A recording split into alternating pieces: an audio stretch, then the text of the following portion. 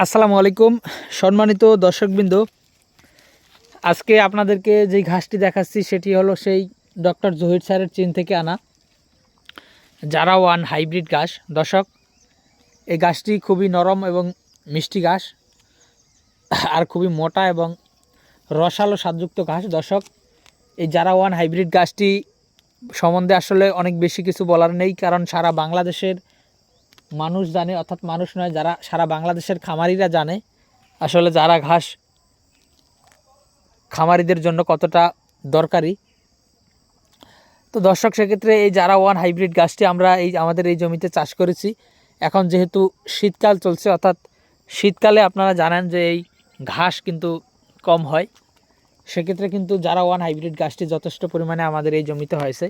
দেখেন, যদিও আমরা এই জমিতে নতুন লাগিয়েছি এই ঘাসগুলো, খুবই মোটা মোটা হয়েছে। দর্শক দেখেন, পাশেই ওই যে সামনে ফুল এসে গেছে, যে ঘাসগুলো দেখা যাচ্ছে ওটিও কিন্তু জারা। দর্শক, ওটি কিন্তু বর্তমানে পরিপক্ক হয়ে গিয়েছে।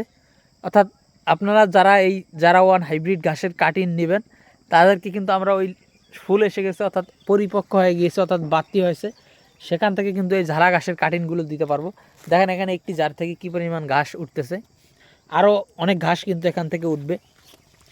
তো দর্শক শ্রোতা, এই ডক্টর জহির স্যারের চীন থেকে আনা জারা ওয়ান হাইব্রিড ঘাসের পরিপক্ক এবং ভালো মানের কাটিং যদি আপনারা সংগ্রহ করতে চান, তাহলে আমাদের স্ক্রিনে দেওয়া নম্বরে যোগাযোগ করতে পারেন। আমাদের কাছে 100% পরিপক্ক জারা ঘাসের কাটিং হবে। দেখেন এখানে যদিও প্রথম লাগিয়েছি, ওই দেখেন সামনে যে ফুল এসে গেছে সেই গাছ। দর্শক, এখন যেহেতু শীতকাল চলছে, সে কারণে কিন্তু ঘাসে ফুল আসবে, আর মূলত সে কারণেই এই যেটি পরিপক্ক হয়েছে সেগুলো তো ফুল এসেছে। আর এগুলো যেহেতু বয়স কম, সে কারণে এখনও মোটা মোটা হয়ে নিচ থেকে বের হচ্ছে। দেখেন, আবার এদিকে দেখেন।